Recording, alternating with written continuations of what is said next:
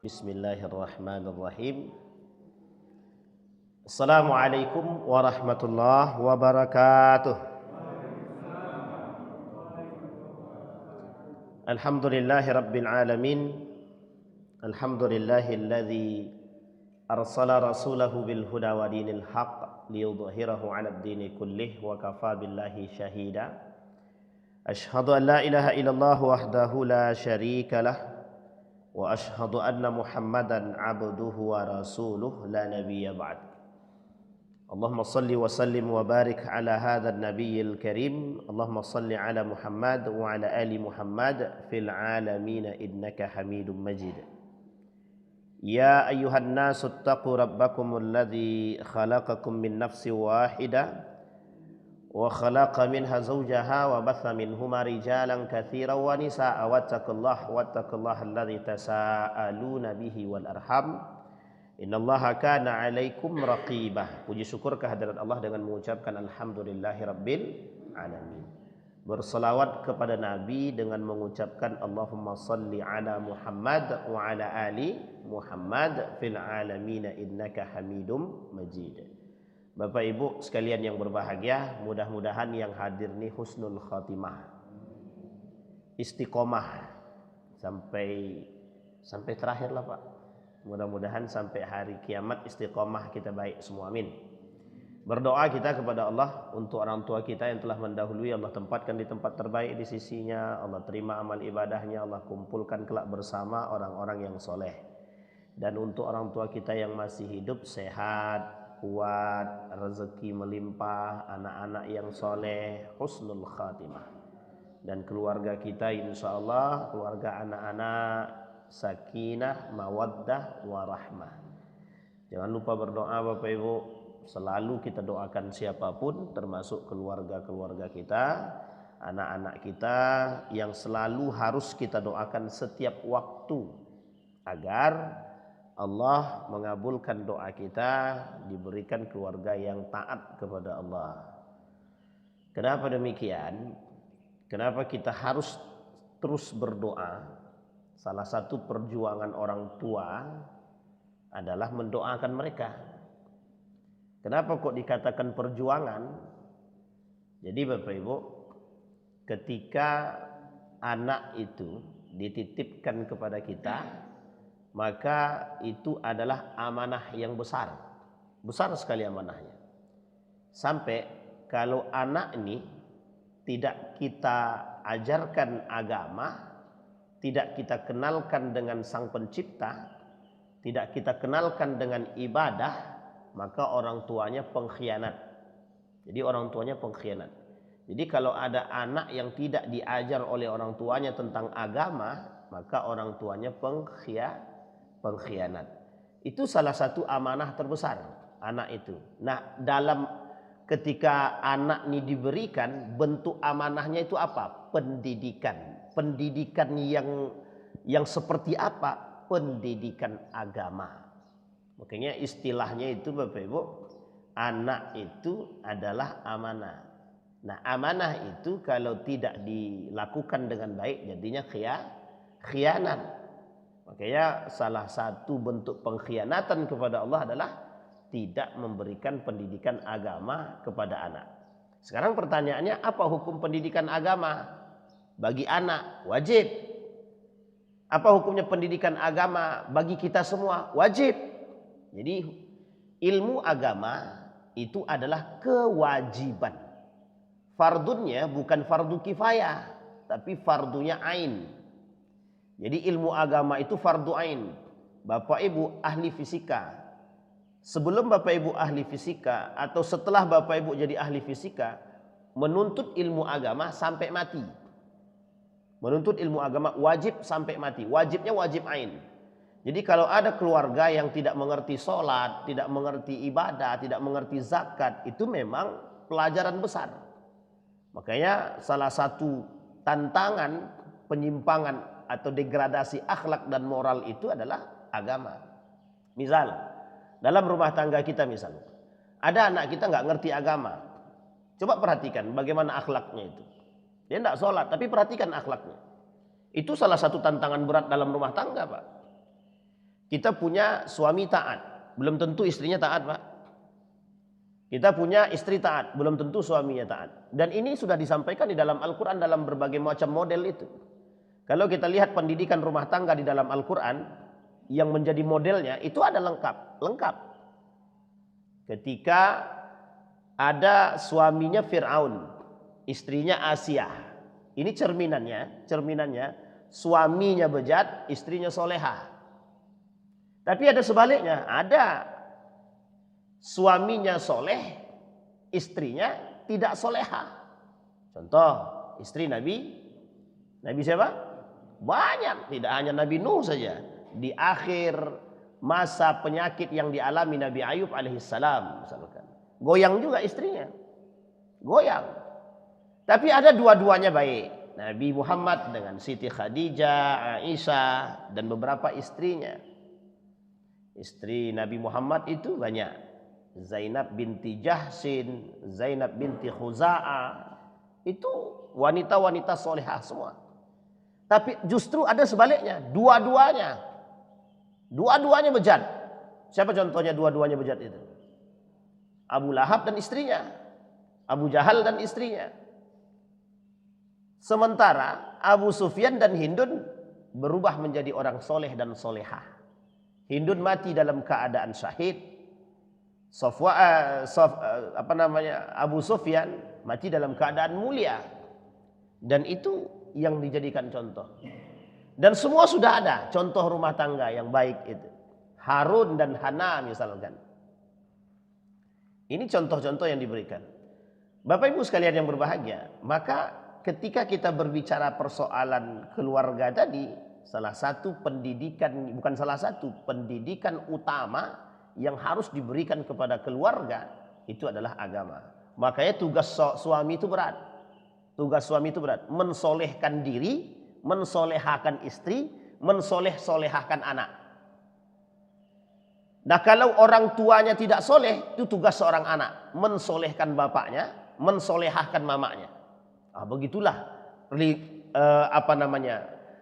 saling keterkaitan antara anak, bapak dan ibu. Anak, bapak, ibu, ya sama lah gitu. Ini sudah lingkaran agak susah sedikit kan gitu. Bisa dipahami Bapak Ibu ya? Maka orang yang tidak memberikan pendidikan agama jatuhnya apa? Khianat. Nah, sekarang Bapak Ibu, kita ambil konteks terakhir tadi. Persoalan agama itu persoalannya adalah ketika kita tidak mempelajari agama itu cenderungnya khianat. Cenderung khianat. Kita ambil contoh. Bapak Ibu Muslim tapi tidak sholat, khianatnya tuh. Bapak Ibu Muslim tapi nggak bayar zakat, khianat nggak itu? Ini kita ambil sisi akhlaknya ya. Ini belum dikaji dari sisi ancaman Allah, tapi dikaji dari sisi akhlaknya dulu. Kita Muslim tapi kita tidak sholat, pengkhianat. Kepada siapa kita khianat? Kepada Allah. Apa kata Allah dalam Al-Quran? Wala takhunullaha war rasul. Jangan kalian mengkhianati Allah dan Rasulnya. Itu disepakati para ulama. Apa maksudnya? Tidak melakukan perintahnya dan tidak menjauhi larangannya. Misal, ita'atullah, adamu ita'atillah, wa fi'lu nawahihillah. Tidak taat kepada Allah tapi melakukan yang dilarang oleh Allah. Contoh. Ada pelaku minum khamar. Pengkhianat nggak tuh? Dia minum khamar tapi muslim dia tapi dia minum khamar. Ada orang tahu wajib sholat tapi dia tak sholat gitu. Ada orang tahu dia haram khamar tapi dia tak tinggalkan. Itu yang disebut dengan pengkhianatan. Tapi ada sisi pengkhianatan itu yang berada dalam lingkup keseharian, dalam model akhlak itu. Sama.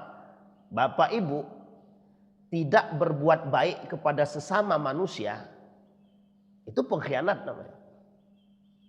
Pengkhianat itu bukan hanya manusia bermuka dua ya. Nabi bilang begini dalam hadisnya. Kata Nabi, di akhir zaman itu ada manusia unasun dzal wajhain. Manusia punya muka dua. Muka dua itu apa maksudnya? Pengkhianat. Depan baik, belakang buruk. Bisa dipahami Bapak-Ibu ya? Jadi ada manusia pengkhianat itu dzal wajhain. Depan baik, belakang buruk. Itu pengkhianat juga. Dan model pengkhianatan ini banyak. Termasuk salah satunya pengkhianatan terhadap amanah. Semua yang ada di muka bumi ini bentuknya amanah. Dan itu yang harus kita emban sebagai seorang muslim. Bapak Ibu, anak berumur 15 tahun. Mimpi basah dia, taklif. Langsung dibebankan kepada diri dia hukum dosa dan pahala. Tapi sebelum dia balik, tidak ada pembebanan surga neraka itu tidak ada. Tapi setelah dia menjadi seorang anak yang balik, mau tidak mau, ini tugas orang tua ya, mau tidak mau, dia sudah terbebani persoalan dosa dan pahala. Artinya apa? Syariat sudah harus dilakukan. Jadi emban syariat itu dibebankan kepada siapa? Yang berakal. Makanya anak kecil tak ada. Anak kecil yang belum balik itu Bapak Ibu tidak mendapatkan beban syariat. Orang gila ada beban syariatnya? Orang gila ada beban syariatnya? Enggak ada. Karena belum punya akal.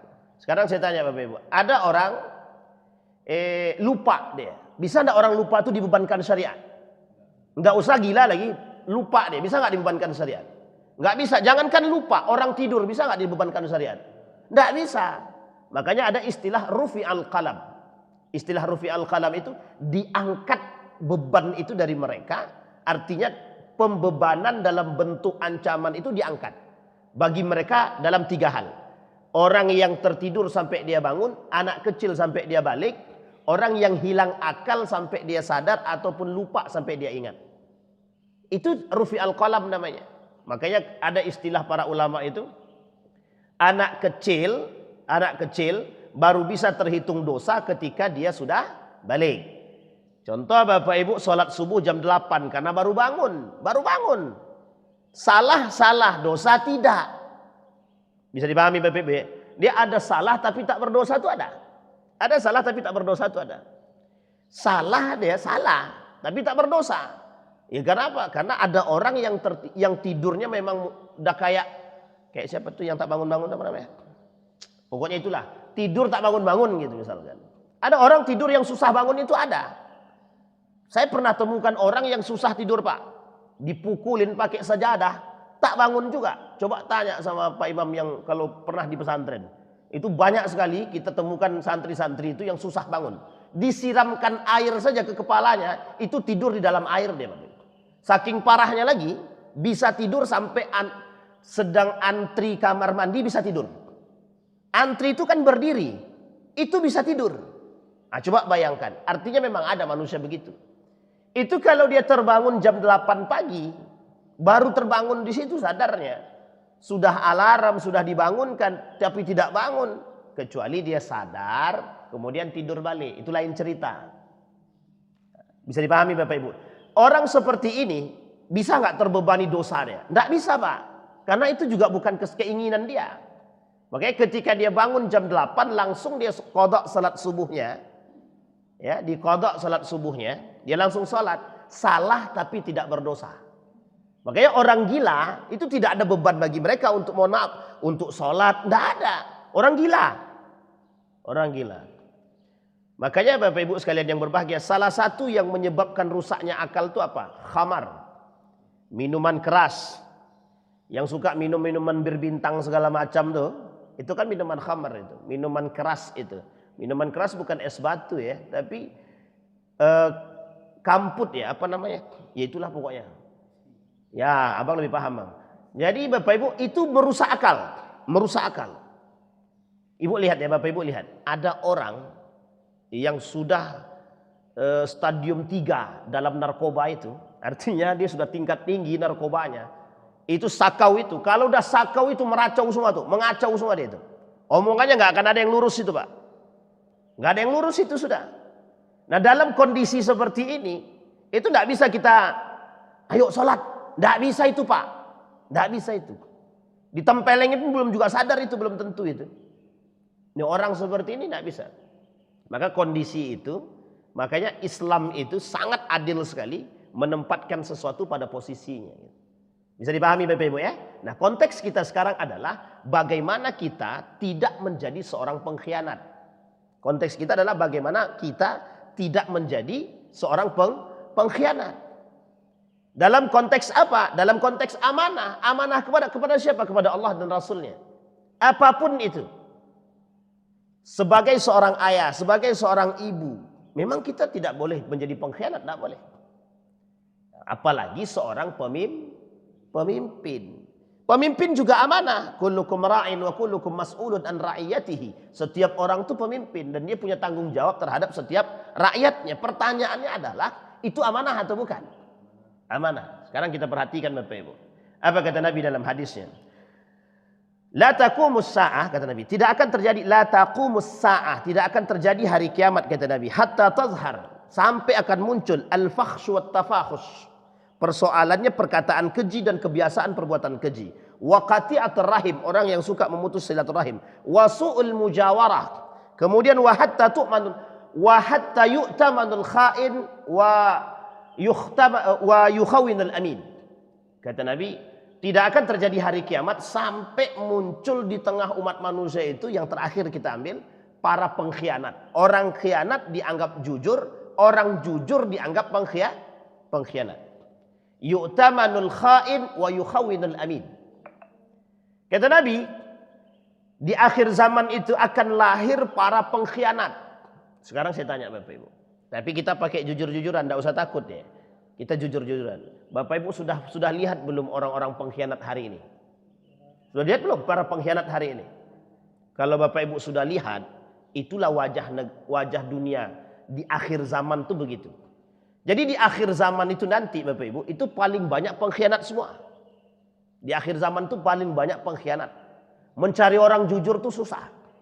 Makanya kalau sekarang nih, orang jujur, ini orang jujur ya, tidak usahlah berharap untuk dapat jabatan. Tidak usah berharap. Dan tidak usah bermimpi. Sulit.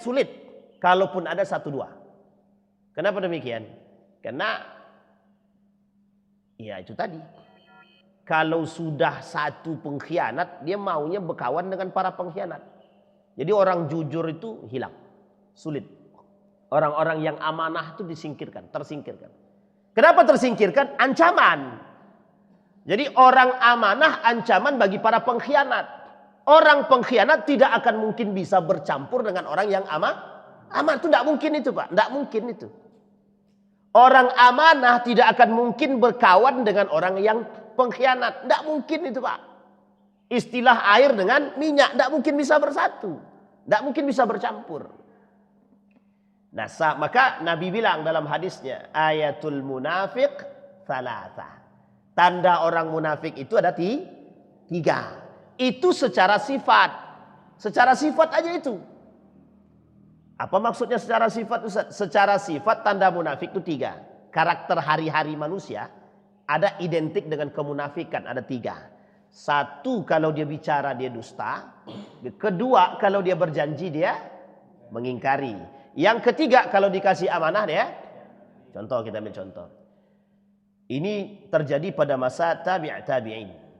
Satu ketika ada seorang tujar itu atau tajir itu bisnismen lah. Artinya dia punya usaha. Dia bilang begini, ane mau pulang kampung. Dia bilang begitu, saya mau pulang kampung. Datanglah ke kawan sebelahnya. Aku titipkan uang ini kepada Anda. Tolong saya titip, nanti saya sudah balik dari kampung, nanti saya ambil lagi duit ini. Minta tolong. Kira-kira yang dititipkan ini amanah atau bukan? Amanah atau bukan? Misal saya titip sama abang nih, bang, saya titip Honda saya bang, saya mau pulang kampung. Saya titip rumah saya bang, saya mau pulang kampung. Bagi dia itu adalah titipan, itu adalah amanah atau bukan? Amanah. Sekarang saya tanya, boleh enggak amanah ini dipakai sama dia? Dipakai. Tidak ada akad. Kita cuma akadnya, bang, titip rumah ini, titip motor ini. Beliau cuma jawab, oke, akadnya titip. Tapi beliau di tengah titipan tersebut dipakainya tanpa sepengetahuan saya. Hukumnya haram. Hukumnya haram. Bisa dipahami? Kita ambil contoh. Ini jangan tersinggung. Bapak-bapak, ibu-ibu tak boleh tersinggung. Kalau tersinggung berarti pelaku. Ya, itu fakta, Pak. Jadi gini, jamaah titip duit ke kita, ke masjid. Ini semua masjid di muka bumi ini. Jamaah titipkan duit. Duit yang dititipkan oleh jamaah untuk AC. Kira-kira boleh tidak kita gunakan untuk bersihin karpet? Haram, Pak, haram. Sampai kita tanya, maaf, AC-nya sudah diperbaiki. Duit ini kalau kita gunakan ke AC sia-sia. Boleh tidak kami gunakan untuk yang lain? Kata jamaah yang berinfak tadi, boleh, silakan, baru boleh. Atau jamaahnya bilang begini, saya titipkan duit infak sedekah ini, terserah pengurus masjid mau ngapain. Kalau terserah pengurus masjid mau ngapain, dibuat untuk makan bersama, boleh nggak? Boleh, tak ada masalah. Itu tergantung pengurus masjid. Mau ditahannya, mau dipakainya untuk keperluan masjid masanya, itu silahkan, tak ada masalah. Tak ada masalah. Haruskah uang tersebut habis semua? Tak harus. Tergantung pengurus masjid. Karena akad yang kita berikan di awal itu. Berarti kalau pengurus masjidnya itu melakukan untuk perbaikan tertentu, kira-kira amanah atau tidak itu? Amanah. Persoalannya lain lagi kalau dipakai pribadi oleh pengurus untuk bayar hutang diri dia. Pakai dulu ya duit ini, nanti saya ganti. Ah, ini tidak amanah. Duit anak yatim, duit masjid, duit apapun yang ditanamkan di dalam masjid nih, jangan coba-coba dipakai untuk pribadi. Itu tidak amanah namanya. Itu masalah itu, masalah. Pertanyaannya, ada enggak ustadz-ustadz yang membolehkan? Kita tidak bicara ustadz. Ada enggak ulama yang membolehkan memakai duit sesuatu yang diinfakkan baik anak yatim, duit infak sedekah, kemudian kami ganti belakangan ustadz. Sejauh jamaah tidak tahu hukumnya haram. Bisa dipahami Bapak Ibu? Sehingga tidak bisa sembarangan kita pakai duit itu. Kecuali Bapak Ibu, Ramadan itu biasanya jamaah banyak. Jamaah banyak malam hari. Ini duit kemarin kami pakai untuk kegunaannya membeli alat-alat untuk kebersihan kamar mandi. Yang semestinya dipakai untuk ini kami arahkan ke situ. Jamaah bilang tidak ada masalah. Oh, selesai urusan itu. Selesai. Jadi pahami Bapak Ibu ya, itu yang disebut dengan amanah. Jadi amanah itu sederhana tapi berat. Sangat berat sekali, sangat berat sekali. Makanya kadang saya bingung Pak, kenapa orang kok ada rebutan jadi ketua masjid gitu loh. Rebutan orang mau jadi ketua masjid itu. Dulu tak ada yang mau. Sampai susah sekali mau jadi ketua masjid, susah. Sekarang jangankan susah, yang antri banyak. Yang antri mau jadi ketua masjid itu banyak. Mungkin di sini tidak, tapi di tempat lain itu banyak Pak yang mau antri jadi ketua masjid itu. Kenapa? Rebutan. Apa masalahnya? Kok bisa rebutan? Dikiranya jadi ketua masjid itu bisa kaya. Ini bukan persoalan kaya Pak. Jadi ketua masjid itu bisa jadi tekor, ya bisa jadi juga sebaliknya kan. Jadi kalau mengharapkan kaya jadi ketua masjid ya jangan. Itu sama saja dengan mohon maaf penyimpangan amanah. Kembali kepada poin tadi. Maka kata Nabi, di akhir zaman itu begitu dia. Banyak sekali para pengkhianat itu banyak. Makanya ada, ini kita ambil contoh misalkan. Kasus Yakul misalkan. Khalil, siapa namanya? Yakut. Ya ini kita sebut aja apa? Ini kan sudah umum. Bahasa ini sudah umum. Kayak Yakut begitu misalkan. Itu kan pengkhianat enggak tuh? Itu pengkhianat negara itu. Itu bukan hanya pengkhianat negara Pak, itu pengkhianatan terhadap agama dan sangat berkhianat kepada Allah dan Rasulnya. Coba bayangkan, berapa banyak manusia yang tersiksa dengan kasus kuota haji itu. Yang harusnya dia dapat haknya untuk berangkat, dijualnya ke orang lain. Kan kacau tuh. Dengan harga yang fantastis Pak. 2 triliun duit itu semua. Coba bagi 2. Astagfirullah. Na'udzubillah summa na'udzubillah gitu loh. Tapi kan kayaknya sih enggak sendiri itu. Kalau sendiri kan sayang. Cuman yang masuk enggak tahu bisa sendiri atau rame-rame, itu kita enggak tahu juga gitu. Bisa dipahami Bapak Ibu ya. Kasus Menteri Agama sebelumnya. Pokoknya yang sebelum-sebelumnya lah gitu. Korupsi Al-Quran. Nah, coba bayangkan tuh. Itu pengkhianat gitu. Pengkhianat semua itu Pak. Makanya jangan sesekali kita berani mengkhianati orang. Masalah kita sekarang memang itu. Kenapa Ustadz kok banyak sekali manusia pengkhianat sekarang? Kita tidak bisa katakan mengapa. Karena itu sudah sunnatullah, artinya Nabi sudah katakan dan pasti terjadi akan banyak manusia-manusia pengkhianat di akhir zaman. Yang harus dijaga itu diri kita. Apakah kita menjadi pengkhianat atau tidak, itu menjadi masalah. Bisa dipahami Bapak Ibu ya. Nanti Bapak Ibu, kondisi dunia nih di akhir zaman itu semuanya pengkhianat. Mayoritas banyak pengkhianatnya, paling banyak munafiknya. Di tengah banyaknya munafik dan pengkhianatan itu ada satu sikap yang harus dilakukan oleh seorang yang beriman. Apa itu? As-sabru. As-sabru 'alal khiyanati. Bersabar atas pengkhianatan yang dilakukan oleh manusia. Itu ketika sudah semuanya berkhianat. Sudah susah kita mencari yang jujur itu siapa, yang amanah itu siapa, susah sangat. Sangat susah sekali. Maka kalau bisa yang hadir ini jangan sampai kita jadi pengkhianat. Kitalah yang menghidupkan suasana itu, yang mengganti suasana itu, yang para pengkhianat itu, yang harus kita ganti. Kadang Bapak Ibu susah karena memang lingkungan. Apa maksud Ustadz lingkungan? Ya lingkungannya ya itu tadi. Kalau sudah berada di lingkungan pengkhianat ini susah juga. Saya agak teringat dengan perkataannya Mahfud MD itu. Malaikat aja masuk sini bisa jadi iblis katanya. Itu kan pernyataan yang bingung kita itu. Antara serius atau main-main gitu. Apa maksudnya itu? Ketika beliau mengatakan malaikat aja yang masuk bisa jadi iblis. Paham maksudnya Bapak Ibu? Siapapun orang yang beriman yang kuat masuk ke dalam itu pun bisa. Itu bahasanya. Pun bisa tergelincir dalam pengkhianatan. Jadi Bapak Ibu sekalian yang berbahagia, kita kembalikan. Asas dasarnya adalah kita itu berkhianat kepada Allah dan Rasulnya. Maka Bapak Ibu sekalian yang berbahagia, kita tidak dibenarkan berkhianat kepada Allah dan Rasulnya. Kemudian muncul pertanyaan, apakah khianat itu bagian daripada dosa besar? Imam Zahabi dalam kitabnya Syamsuddin Az-Zahabi, judul kitabnya Kabair. Kabair itu artinya dosa-dosa besar. Apa kata Imam Az-Zahabi? Masuk dalam kategori dosa besar. Pengkhianat itu masuk dalam kategori dosa besar. Orang yang berkhianat terhadap Allah dan Rasulnya itu dosa besar. Kita ambil contoh.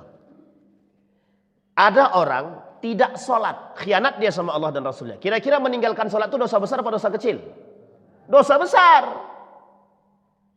Orang tidak mau membayar zakat, dosa besar atau dosa kecil? Orang tidak mau berpuasa, tahu dia kewajiban puasa, dia tidak berpuasa, dosa besar atau dosa kecil? Bisa dipahami Bapak Ibu ya? Itu masuk dalam pengkhianatan. Berkhianatnya kepada Allah Subhanahu wa taala. Kira-kira berat apa tak berat tuh? Jadi yang kita bingungkan, mengapa orang berlomba-lomba ingin mencari amanah, sementara potensi penyimpangan penyimpangan amanah tersebut besar, dan potensi menjadi orang yang amin itu jaga sulit. Karena bisikan kiri dan kanan, depan belakang. Dia harus istiqamah melawan sistem yang terbentuk. Jadi istilahnya begini. Sistem ini dibentuk menjadi para pengkhianat semua. Jadi sistem ini dibentuk. Sistem ini dibentuk sebagai seorang pengkhianat. Jadi dalam lingkaran pengkhianatan gitu. Muncul Bapak Ibu satu orang muncul di tengah-tengah itu yang sangat amanah gitu. Kira-kira yang semua ini, yang para pengkhianat ini jadi amanah, atau yang amanah satu orang ini jadi pengkhianat? Ini lingkaran pengkhianat semua. Datang satu orang baik, masuk dia dalam lingkaran pengkhianat tadi. Kira-kira yang satu orang ini, yang amanah ini jadi pengkhianat, atau para pengkhianat ini jadi amanah? Itu tergantung lagi sudah. Tergantung kekuatan. Tergantung kekuatan dan usaha. Kalau kuat dia, Nabi misalkan. Nabi karena dia Nabi Ustadz. Ya, kita paham juga kalau itu Nabi. Nabi Muhammad SAW berada di kota Mekah. Semuanya mayoritas pembenci Islam. Maka Islam minoritas. Minoritas berada di antara makhluk yang mayoritas. Apa yang dilakukan oleh Nabi? Yang dilakukan oleh Nabi apa? Apakah Nabi merubah semua orang kafir Quraisy itu menjadi muslim? Atau Nabi berhijrah bersama para kaum muhajirin? Hijrah. Yang pertama, Nabi suruh para Ja'far bin Abi Thalib membawa rombongan hijrah ke Habasyah, Najasyi, Raja Najasyi. Yang kedua, hijrahnya Utsman ibn Affan bersama para sahabat ke Madinah. Jadi Utsman ibn Affan sudah duluan hijrah dia, baru Nabi belakangan. Kemudian Nabi datang dengan rombongan yang lain. 3 kali hijrah. Ada 3 kali hijrah. Pertanyaannya adalah, apakah orang kafir Quraisy langsung masuk ke dalam Islam semua? Tidak. Apakah Nabi bisa merubah mereka? Tidak. Maka salah satu cara Nabi agar orang-orang yang sudah masuk Islam ini bertahan dan tidak terkontaminasi kepada kembalinya mereka ke jahiliyah, hijrahlah. Sama Pak, sama. Kalau dalam lingkaran para pengkhianat cuma ada 2 kemungkinan. Kalau kita tidak mampu merubah mereka menjadi amanah, maka kita yang harus keluar daripada lingkaran tersebut. Kenapa? Kalau kita tidak keluar, kita yang jadi pengkhianat. Itu jelas itu. Makanya istilah hadis Nabi itu jelas. Kata Nabi, duduk dengan orang penjual parfum, kecipratan wanginya. Duduk dengan peminum khamar, 1 tidak minum, 2 masih belum minum, 3 masih belum minum. 10 kali kita duduk di situ, jangankan minum, kita jadi penjualnya. Bisa dipahami Bapak Ibu ya. Jadi kemungkinan itu terjadi. Maksudnya apa? Dalam lingkup kehidupan kita keseharian itu ada beberapa kemungkinan. Maka Bapak Ibu, kemungkinan itu apa? Kalau kita tidak mampu merubah pengkhianatan yang dilakukan oleh masyarakat, setidaknya kita menjadi orang yang mohon maaf meminimalisir ke pengkhianatan tersebut. Itu tugas kita Pak, tugas kita bersama. Ustaz, di lingkungan kami ini misalnya contoh saja, jangan dibawa serius. Contoh di lingkungan kami ini Ustaz, banyak pengkhianatnya. Kalau kita mampu merubah sikap itu, kalau kita mampu, dia memang merubah ini perlu kelompok, tidak sendiri. Kalau sendiri kita nggak kuat. Kita ambil contoh, sekarang itu banyak sekali pengkhianatan yang terjadi di muka bumi ini. Saya tak katakan Indonesia ini berkhianat kepada Palestina, tidak. Saya tak katakan demikian. Tapi yang kita khawatirkan, kita terjebak dalam pengkhianatan terhadap saudara kita sesama muslim. Dengan kasus BOP. Tahu Bapak Ibu BOP ya? Board of Peace, perdamaian untuk Palestina dengan Israel. Yang kita khawatirkan, kita terjebak dalam pengkhianatan terhadap sesama saudara muslim. Itu yang kita khawatirkan Pak. Yang kita khawatirkan di situ. Nah ini kan kondisinya dunia global Pak. Benar. Apalagi dalam lingkup yang kecil. Di sisi mata dunia hari ini, pengkhianatan itu sudah merajalela. Maka ketika kita bawa ke dalam kasus yang ruang lingkupnya yang lebih kecil, itulah yang menjadi persoalan kita, bahwa kehati-hatian terhadap sesuatu yang Allah berikan kepada kita. Sampai di sini bisa dipahami Bapak Ibu? Aman? Masih aman? Baik. Tidak ada yang tersinggung kan? Jangan sampai tersinggung Bapak Ibu, bahaya nih. Tak balik saya nanti. Baik, bahaya khianat. 1, masuk dalam kategori nifaq, munafik. Ayatul munafik salasa. An Abi Hurairah radhiyallahu an, kata Nabi dalam hadisnya Abu Hurairah itu, ayatul munafik 3. Tanda orang munafik itu 3. Idza haddatsa kadzaba wa idza wa'ada akhlafa wa idza tumina khan. Bicara dia dusta, berjanji dia ingkar, dikasih amanah dia dusta. Sekarang kita perhatikan. Berapa banyak orang-orang yang bersumpah atas nama Allah? Berapa banyak orang-orang yang bersumpah atas nama Allah? Kami akan menjunjung tinggi agama dan nilai-nilai agama. Kami akan membuat mensejahterakan, menjunjung tinggi, mengangkat derajat masyarakat. Duduknya hilang semua. Ya, tapi saya tak kata mereka pengkhianat ya. Baik, itu yang pertama. Yang kedua, Orang yang khianat itu no iman, tidak punya iman. La imana liman la amanatalah, wala dina liman la ahdalah. Kata Nabi dalam hadisnya itu, tidak termasuk orang beriman yang tidak amanah. Tidak amanah berarti khianat. Tidak amanah berarti khianat. Kata Nabi, tidak beriman seseorang itu kalau dia menjadi seorang pengkhianat. La imanalah. Parahnya lagi kata Nabi, kalau ada yang sebanding dan sama dengan perbuatan tersebut, la dinalah. Dia tak punya agama. Makanya Bapak Ibu, agama itu disebut oleh Nabi dalam hadisnya itu nasihat. Ad-din an-nasihah. Itu Imam Nawawi merangkum itu di dalam kitabnya Arba'in Nawawi. Ada 40 hadis Imam Nawawi itu dirangkum di situ. Ini adalah akhlak mahmudah. Jadi amanah itu masuk dalam kategori akhlak mahmudah, akhlak yang terpuji. Lawan akhlak terpuji itu namanya akhlak al-mazmumah, akhlak yang tercela. Amanah terpuji, khianat tercela, mazmumah itu tercela. Baik. Jadi la imana liman la amanatalah, wala dina liman la ahdalah. Tidak punya iman seseorang itu kalau dia berkhianat. Berarti Ustaz, orang-orang koruptor yang sholat-sholat itu tidak punya iman. Yo, kalau dia punya iman dia nggak mungkin korupsi, itu mesti. Paham itu Bapak Ibu ya? Bisa kita pahami ya? Misal kita contohkan. Korupsi MBG misalkan kalau ada.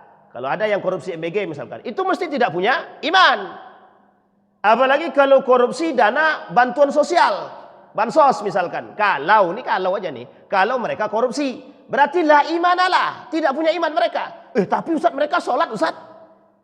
Sholat itu belum tentu menjadikan tolak ukur dia sebenarnya. Kenapa? Karena kita nggak tahu sholatnya gimana.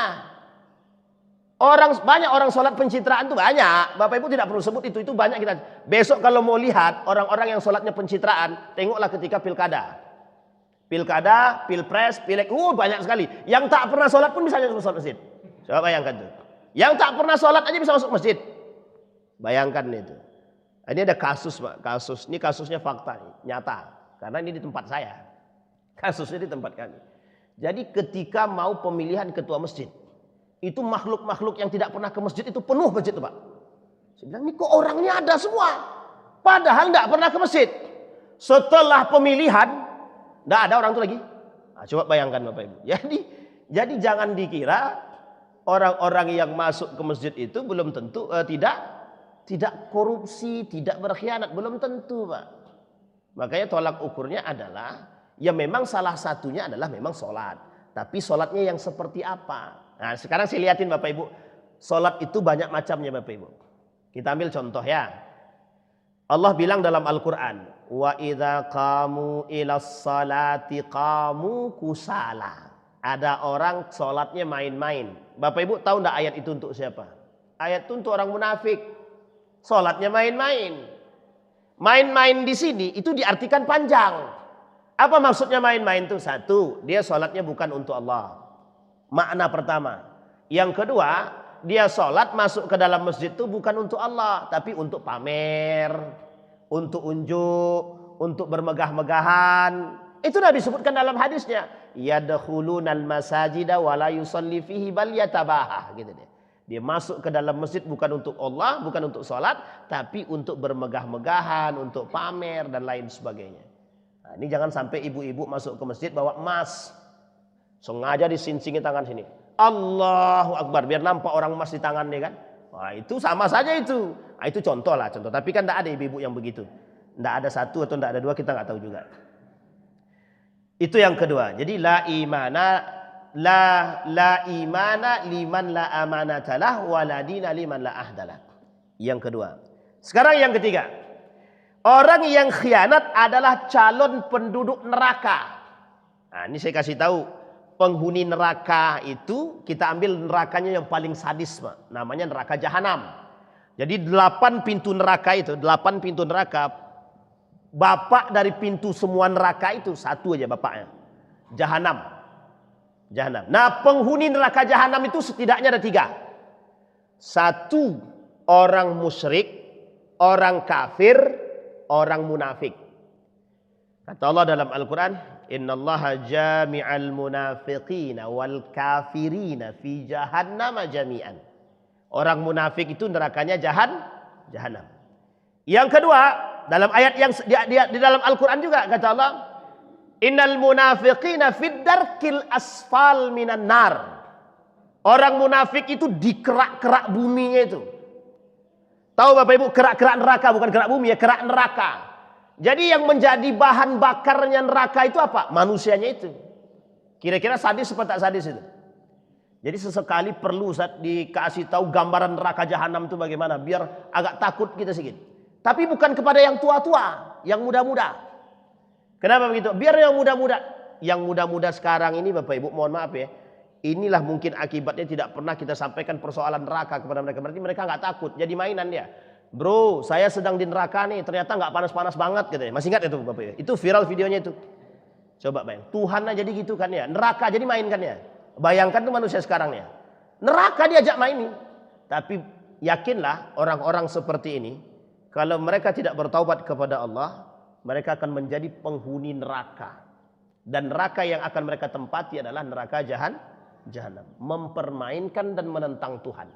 Sama Pak, pengkhianat-pengkhianat itu para pengkhianat-pengkhianat itu menentang Tuhan dia. Coba Bapak Ibu bayangkan, 298 triliun, salah 920 terbalik, terserahlah pokoknya. Entah 200 entah 900 triliun yang dia korupsi itu pengkhianatan besar itu. Bukan hanya kepada negara itu, bukan hanya kepada masyarakat, kepada Allah dan Rasulnya. Dan itu yang pengkhianatan yang paling berbahaya itu adalah pengkhianatan kepada Allah dan Rasulnya. Maka Allah sebut wala takhunullah war rasul. Baik. Di dalam apa itu Ustaz? Oh suruk itu. Kita ambil 5 menit lagi. Habis itu boleh salat. Inna aradna al-amanah 'ala samawati wal jibal. Fa abaina an yahmilnaha wa ashfaqna minha wa hamalaha al-insan innahu kana zaluman jahula. Kata Allah di dalam Al-Quran dalam surat Al-Ahzab itu, salah satu kategori orang-orang pengkhianat itu zaluman jahula. Orang zalim yang bodoh. Jadi orang zalim, tapi Ustaz, dia tidak bodoh Ustaz, cerdas dia. Nah, inilah masalahnya Bapak Ibu. Sekarang kita lihat ya Bapak Ibu. Kenapa banyak orang-orang itu berkhianat? Apa sebab mereka berkhianat? Itu yang paling penting untuk kita pahami. Apa sebab orang berkhianat? Saya tanya Bapak Ibu, apa sebab orang berkhianat? Apa Bapak Ibu sebab orang berkhianat itu? 1, 2. Salah satu sebab orang berkhianat itu adalah tidak punya iman. Tidak punya iman. Yang kedua, cinta terhadap dunia. Yang ketiga, ittiba'ul hawa. Mempertuhankan hawa nafsu. Jadi orang-orang yang mempertuhankan hawa nafsu itu, itulah dia penyebabnya Pak. Jadi Bapak Ibu sekalian yang berbahagia, Ustaz, pertama maju Ustaz. 3 tahun pertama amanah sekali dia Ustaz. Tiba-tiba di 2 tahun terakhir sebelum akhir kepemimpinan dia, berubah dia menjadi pengkhianat dia Ustaz. Ya sudah terasa dia nikmat duit itu tadi. Jadi ya susah memang susah.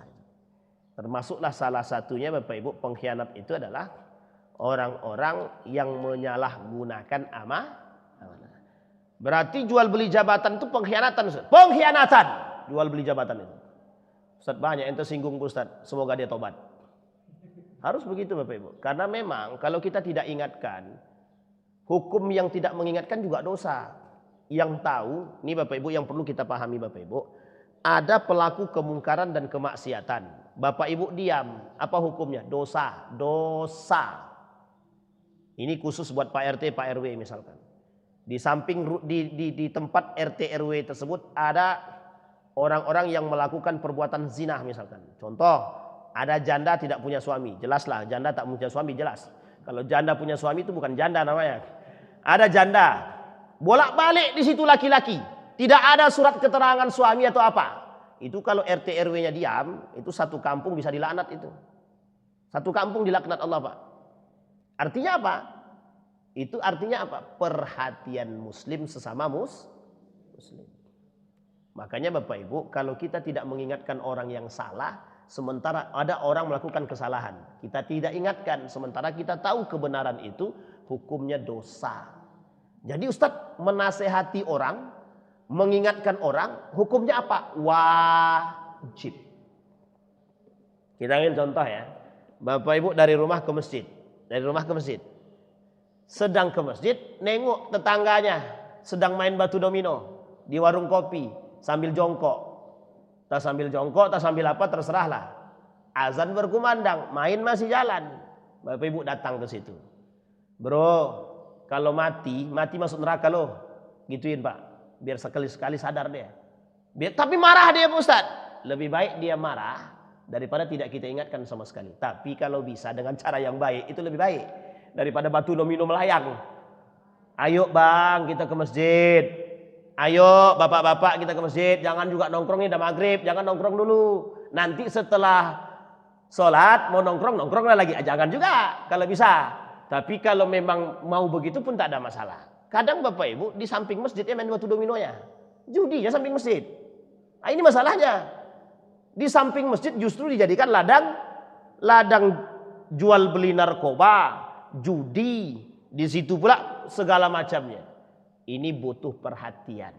Jadi kalau kita acuh dengan keadaan, dengan kemungkaran, maka wajar kalau kemungkaran itu merajalela. Kita ambil contoh.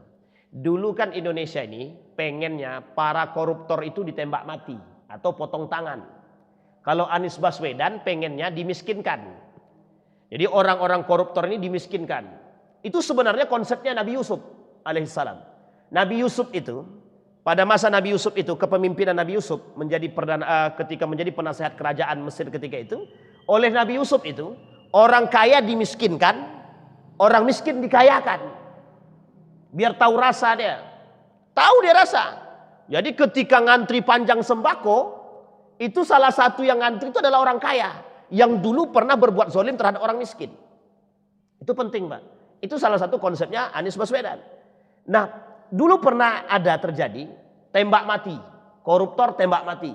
Potong tangan. Makanya Bapak Ibu Indonesia menolak namanya hukum potong tangan. Tahu alasannya apa? Biar korupsinya merajalela. Nah, sekarang apa ternyata? Mohon maaf. Hampir sulit kita temukan yang tidak. Itu dia. Bayangkan siapa yang masuk penjara itu. Yang sudah lama itu orang Pekanbaru sini. Keluarganya siapa tuh? Nasrudin. Siapa Nasrudin? Siapa? Nazarudin. Staf biasa tapi duitnya melimpah. Tak ada serinya. Nah, coba bayangkan tuh. Jadi yang koruptor itu bukan hanya yang atas saja, bawah juga bisa. Yang penting kita kerjasama bro, bagi-bagilah kan gitu. Bisa dipahami Bapak Ibu ya. Ini yang disebut dengan struktur. Itulah pengkhianatan itu kalau sudah terstruktur dia sulit bagi kita untuk membersihkan. Artinya Bapak Ibu, kita yang harus punya perhatian terhadap kondisi-kondisi kemungkaran dan kemaksiatan. Nah, sebagai nasihat bagi kita semua, sebagai penutup, Bapak Ibu sekalian yang berbahagia, yang pertama, orang yang tidak berkhianat itu adalah akhlak mahmudah. Jangan kita menjadi salah satu di antara orang-orang yang dikatakan Nabi sebagai penghuni akhir zaman, para pengkhianat dan orang-orang munafik. Yang kedua, orang pengkhianat itu masuk dalam kategori dosa besar dan munafik. Salah satu penghuni akhir zaman selain dari orang kafir adalah orang munafik. Yang ketiga, salah satu perbuatan yang baik ketika berhadapan dengan orang-orang pengkhianat ini, jika semua pengkhianatan itu sudah nampak, maka bersabarlah alal khianati, atau beruzlahlah. Arti beruzlah itu kita memisahkan diri daripada para pengkhianat-pengkhianat tersebut. Yang ketiga, yang keempat, lakukanlah sebaik mungkin amanah yang kita berikan. Orang yang berpegang teguh dengan amanahnya itu adalah orang-orang yang dijanjikan surga oleh Allah Subhanahu wa taala. Yang terakhir Bapak Ibu, orang yang mati dalam keadaan memegang amanah, dia mati dalam keadaan kemuliaan. Jadi jangan sia-siakan kemuliaan yang Allah berikan kepada kita. Kalaupun kita mati dalam keadaan memegang kemuliaan, mati dalam memegang amanah, kejujuran, mati dalam keadaan mulia. Akramahullahu ta'ala bimautihi. Maka Allah memuliakan dia dalam kematian dia menjadi orang yang mulia dan kelak akan diingat sepanjang zaman. Dia sama-sama diingat. Yang pengkhianat juga diingat, yang baik juga diingat. Cuma Bapak Ibu pilih mana? Diingat baik apa diingat buruk? Nah, kalau Bapak Ibu mau diingat buruk ya tobat. Itu yang paling penting untuk kita buat Bapak Ibu sekalian yang berbahagia. Ada pertanyaan Bapak Ibu? Tidak ada, alhamdulillah. Mesti tidak ada tuh, karena udah mau sholat kan. Terakhir ya, untuk Ibu terakhir. Satu terakhir. Silakan Bu. Waalaikumsalam warahmatullahi wabarakatuh. Innallaha ghafurur rahim. Betul.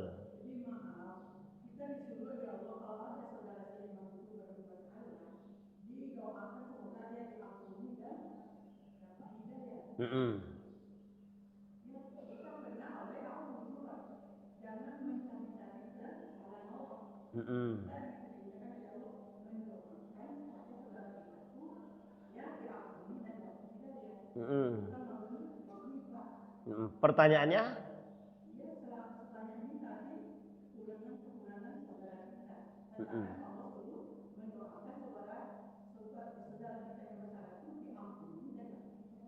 Baik, saya jawab.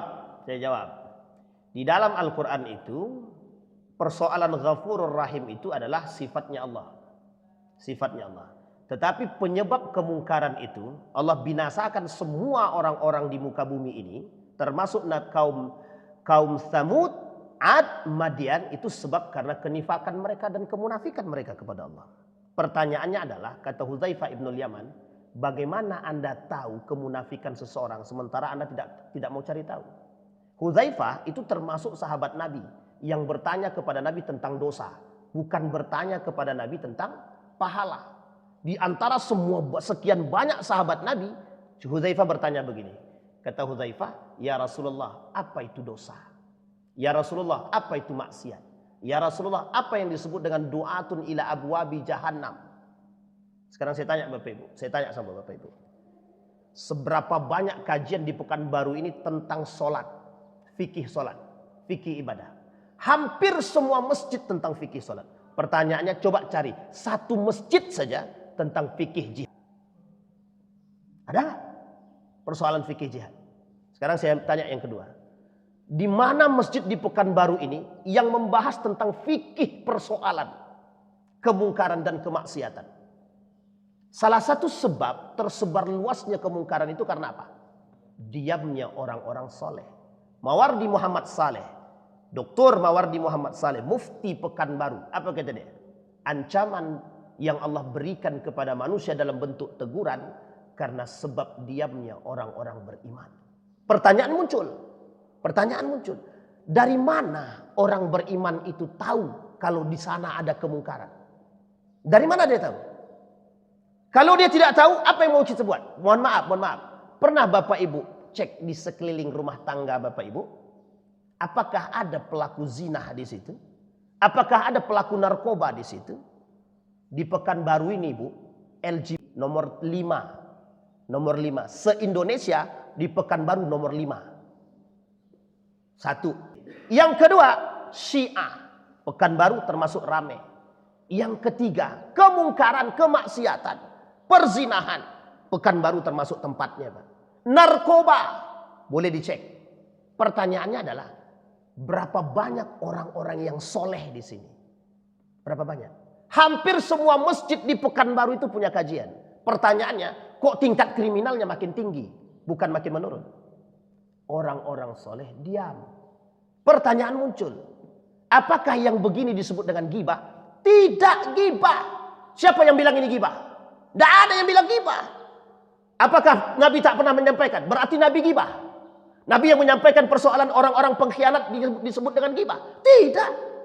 Bapak Ibu sekalian yang berbahagia, gibah itu ada yang dibenarkan.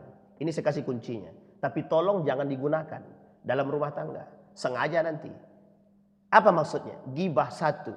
Kalau kita bisa menyampaikan kekurangan seseorang agar dia menjadi lebih baik dalam rumah tangga itu dalam kondisi senyap. Misal ada rumah tangga hancur berantakan. Aibnya kita tahu. Datang Bapak Ibu kepada salah seorang yang alim dan mengerti agama dan anggap dituakan dan dihormati, datang kepada dia. Pak Ustadz, Pak pemimpin atau tokoh yang ditokohkan, si Fulan bin Fulan, rumah tangganya retak, sebabnya ABCD. Saya tanya sama Bapak Ibu, itu gibah atau bukan? Gibah yang dibenarkan. Tujuannya apa? Maslahat. Yang kedua, ada pemimpin zalim,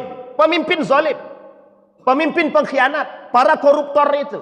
Saya tanya sama Bapak Ibu, siapa yang menggibah koruptor itu? Kita menggibah koruptor atau tidak? Itu bukan gibah. Biar manusia ini tahu betapa banyak para pengkhianat di muka bumi ini. Tujuannya apa? Agar kita tidak menjadi pengkhianat. Satu. Yang kedua, apa tujuannya? Agar kita bisa melahirkan generasi-generasi yang amanah. Yang ketiga, boleh tidak kita sebelum kepemimpinan, ini ada pilihan, pemilihan, anggaplah pilkada wali kota. Calon pertama pengkhianat, calon kedua sedikit pengkhianat. Mana yang paling banyak pengkhianat di calon pertama? Sekarang kita sosialisasi, Pak. Sosialisasi. Mohon maaf, Pak. Saya sampaikan secara personal. Mohon maaf, Pak. Dalam pandangan saya, beliau ini begini. Dalam pandangan saya, si beliau ini begini. Silahkan Bapak Ibu pilih. Kekurangannya begini-begini. Kira-kira itu gibah nggak? Tidak gibah. Bagaimana kita tahu karakter seseorang kalau kita tidak mohon maaf? Ini penting, Pak. Kenapa? Karena disampaikan oleh para ulama. Hasan Al-Basri mengatakan salah satu perbuatan yang baik adalah mencegah kemungkaran. Pertanyaan besar muncul. Bagaimana kita mencegah kemungkaran? Ya kita harus rajin-rajin sholat, Ustadz. Mohon maaf. Berapa banyak manusia yang dalam masjid? Dan berapa banyak yang mampu, mohon maaf, berbicara lantang tentang persoalan BOP? Berapa banyak? Di antara sekian banyak organisasi Islam, berapa banyak organisasi Islam yang berani berbicara tentang BOP? Satu itu. Bisa kita pahami semua. LGU, na'udzubillah. Nomor 3 di Indonesia ini, nomor 3, Sumatera Barat. Itu nomor 3, Pak. Dulu sempat menjadi peringkat pertama. Sekarang nomor 3. Itu mungkar atau tidak? Zina apa tidak? Itu lebih parah, Pak, daripada pezina itu sendiri. Oh, kita mau diam aja? Sekarang bagaimana Bapak Ibu? Kalau saya tidak kasih tahu, kira-kira Bapak Ibu tahu enggak tuh? Belum tentu tahu kan? Artinya kita harus cari tahu kan? Setelah kasus pesta yang terjadi di itu dulu, yang baru-baru ini, pesta waria terjadi di Paragon. Coba bayangkan itu. Siapa yang tahu di Paragon itu pesta? Gibahkah kita begitu? Tidak. Tapi pentingnya untuk kita sampaikan begitu. Apa alasannya? Agar generasi kita tidak terjebak dalam persoalan hal tersebut. Jadi Bapak Ibu sekalian yang berbahagia, kalau Ibu tadi bilang Ghafurur Rahim, sangat. Kalau kita tidak mendoakan saudara seiman itu tidak ada. Karena dalam setiap salat kita sudah kita sampaikan. Allahumma ighfir lahum warhamhum wa'afihim wa'fu anhum. Allahumma ighfir lana dzunubana, itu sudah kita doakan. Bahkan Bapak Ibu, saya justru mau bertanya sama Bapak Ibu, di mana masjid di Pekanbaru ini yang mendoakan pemimpin, saya tanya. Pak Imam tadi ada nggak mendoakan pemimpin? Kita jawab, kita tanya dengan jujur saja. Di mana di Pekanbaru ini masjid yang mendoakan pemimpin? Allahumma rzuqna imaman adilan. Adakah?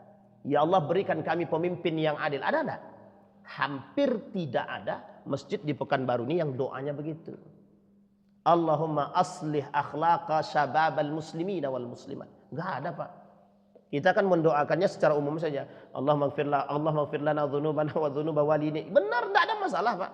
Tapi sesekali coba doakan pemimpin-pemimpin kita nih. Ya Allah, berikan kami pemimpin yang baik, yang adil. Enggak ada masalah. Kalimat Ghafurur Rahim disandarkan kepada Allah. Allah Maha Pengampun. Itulah yang kita harapkan Bapak Ibu. Cuma Bapak Ibu sekalian yang berbahagia, jangan diam dengan kezaliman. Kalau diam kita, setidaknya yang bisa kita buat, tak mampu dengan tangan, dengan lisan. Tak mampu dengan lisan, dengan hati. Tahu Bapak Ibu hati ini tadi apa? Itulah yang disebut dengan berpikir positif. Itu kan paling lemah. Ad'aful iman. Selemah-lemahnya iman. Berarti sekuat-kuatnya iman apa? Turun tangan kita menyelesaikan persoalan tersebut. Bisa dipahami Bapak Ibu? Ustadz, itu ada orang minum khamar. Kira-kira berani enggak tuh? Tukang judi saja kita duduk ke situ tak berani. Mohon maaf ya Bapak Ibu ya, kenapa jamaah tablik itu eksis? Dia yang ngajak orang ke masjid. Kita mohon maaf Pak, tetangga samping rumahnya terketok aja pintu untuk sholat tidak. Kita tuh. Jadi kalau kita belum mampu berbuat lebih, setidaknya kita mendoa, itu yang kita maksud. Itu yang dimaksud dengan kalimat yang tadi, Ghafurur Rahim. Tapi tak salah, memang harus begitu. Itulah sifat kita sebagai seorang mukmin. Mudah-mudahan ada manfaat bagi kita semua. Mudah-mudahan apa yang kita sampaikan bisa menjadi penerang bagi kita. Mudah-mudahan yang kita sampaikan ini bisa menjadi kunci bagi kita agar bisa selalu peka terhadap kemungkaran, kemaksiatan, perzinahan dan semuanya yang terjadi di sekeliling kita. A'udzubillahi minasyaitonirrajim. Bismillahirrahmanirrahim. Hamdas syakirina hamdan na'imin hamdan yuwafi ni'amahu wa yukafi'u mazidah. Ya Rabbana lakal hamdu kama yanbaghi li jalali wajhikal karim wa azimi sultanik. Allahumma salli ala Muhammad wa ala ali Muhammad fil alamin innaka Hamidum Majid. Ya Hayyun ya Qayyum ya Fattah ya Alim ya Aziz ya Ghaffar ya Rabbal alamin ya Mujibas sa'il wa ya Qabilat ta'ibin. Allahumma salli ala Muhammad wa ala ali Muhammad. Allahumma faqihna fid din wa 'allimna ta'wil. Allahumma ighfir lana dhunubana wa dhunuba walidina warhamhuma kama rabbayana shighara. Allahumma ighfir lahum warhamhum wa'afihim wa'fu anhum wa akrim nuzulahum wa wasi' madkhalahum waj'al jannata mathwahum ya mujibas sa'ilin. Allahumma ansur man nasara ad-din wa khudhul man khadhala al-muslimin. Allahumma ansur ikhwanana al-mujahidin fi Palestin wa fi Gaza wa fi kulli makan. Allahumma dammir al-yahud ahlikil kafarata wal mubtadi'atul musyrikin a'da'aka a'da'ad-din. Allahumma inna nas'aluka imanan kamilah wa yaqinan sadiqah wa amalan salihan maqbulah wa tijaratan lan tabur. Allahumma rzuqna imaman adilah. Allahumma rzuqna imaman adilah. Allahumma rzuqna imaman adilah yakhafuna billahi ya rabbal alamin. Allahumma inna ala dzikrika wa syukrika wa husna ibadatik. Allahumma ij'alil Qur'anal 'azima rabi'a qulubina wa nura sudurina wa jilaa'a ahzanina wa dhihaba humumina wa ghumumina ya arhamar rahimin. Allahumma anfa'na bima 'allamtana warzuqna 'uluman tanfa'una fid din wad dunya wal akhirah. Allahumma inna nas'aluka khaira hadzal makan wa khaira ma fihi wa khaira ahli wa na'udzubika min syarri hadzal makan wa syarri ma fihi. Rabbana atina fid dunya hasanah wa fil akhirati hasanah wa qina adzaban nar. Walhamdulillahi rabbil alamin. Assalamualaikum warahmatullahi wabarakatuh.